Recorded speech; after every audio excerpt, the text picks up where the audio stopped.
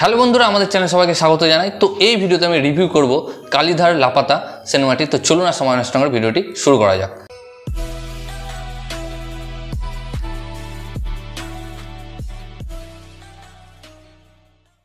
তো এই মুভিটি ডাইরেক্ট করেছেন মধুমিতা এবং এই মুভিটি ইন্সপায়ারই হয়েছে তারই আরেকটি বই থেকে, যেটা হচ্ছে কেডি।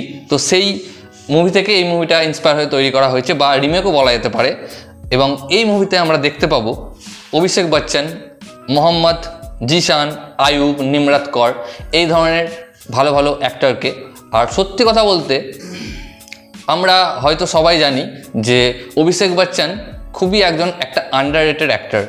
কারণ তার আপনারা যদি কাজ দেখেন, কাজ দেখলেই বুঝতে পারবেন হয়তো তাকে সেইভাবে ব্যবহার করতে পারে না ডাইরেক্টররা, কিংবা সেরকম সে স্ক্রিপ্ট চুজ করতে পারে না, সেটা একটা ব্যাপার।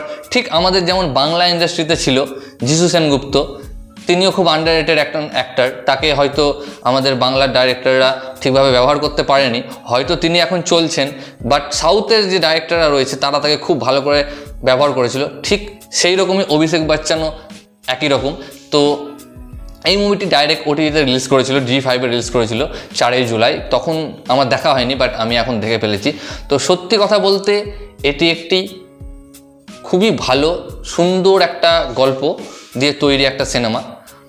এক কথায় বলা যেতে পারে যে এটি সবারই দেখার সিনেমা, দেখলে সবারই মন জুড়িয়ে যাবে। সুন্দর একটা সিম্পল গল্প। কালীধার বলে একটা লোক, সে হারিয়ে যাবে কারণ তার ভোলার একটা রোগ রয়েছে, তো সেই কারণে।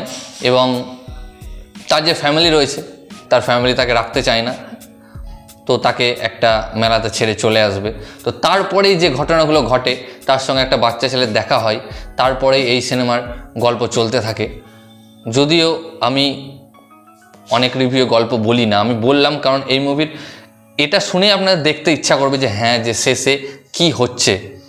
তো খুবই মিষ্টি একটা গল্প আর দারুণ অ্যাক্টিং করেছে এখানে। অভিষেক বচ্চনের অ্যাক্টিংকে হ্যাটস অফ জানাই। তিনি আন্ডাররেটেড অ্যাক্টর এই কারণেই তাকে বলা হয়, কারণ তার এই ধরনের যে অ্যাক্টিংগুলো থাকে খুবই ভালো। আমরা তাকে অ্যাকশন সিনেমায় কিন্তু বা রোমান্টিক সিনেমায় দেখে থাকি, তখন যেরকম অ্যাক্টিং সে করে না, বাট এই সিনেমায় তিনি যেমন অ্যাক্টিং করেছেন আপনি দেখলেই বুঝতে পারবেন যে হ্যাঁ, এই লেভেলের অ্যাক্টিং তার ভেতরে রয়েছে। তো তিনি যখন একটু এই ধরনের ক্যারেক্টারগুলো পান, তখন তার অ্যাক্টিং একদম টপ ক্লাসে ফুটে ওঠে। যেমন আমি কিছু উদাহরণ বলছি, বব বিষয়ে তার অ্যাক্টিং দেখবেন দুর্দান্ত। 10B সিনেমা, রাবণ যে সিনেমাটি ছিল মণিরত্নম তৈরি করেছিল, ওটা তো আমার মনে হয় অভিষেক বচ্চনের বেস্ট অ্যাক্টিংয়ের মধ্যে পড়ে ওই সিনেমার অ্যাক্টিং। আরেকটা সিনেমা রয়েছে যেটা হচ্ছে গুরু, তো সেখানেও তার অ্যাক্টিং বেশ ভালো ছিল। তো সব মিলিয়ে এটা একটা সুন্দর ফ্যামিলি ড্রামা একটা মুভি। আপনারা সবাই দেখতে পারেন, জি5-এ অ্যাভেলেবেল রয়েছে, আপনারা গিয়ে দেখুন, বেশ ভালো লাগবে। আর এই সিনেমার নেগেটিভ পয়েন্ট আমি বের করতে পারবো না, কারণ সিনেমাটা দেখতে এত ভালো লাগবে যে আপনার নেগেটিভ কিছু খুঁজে পাবেন না।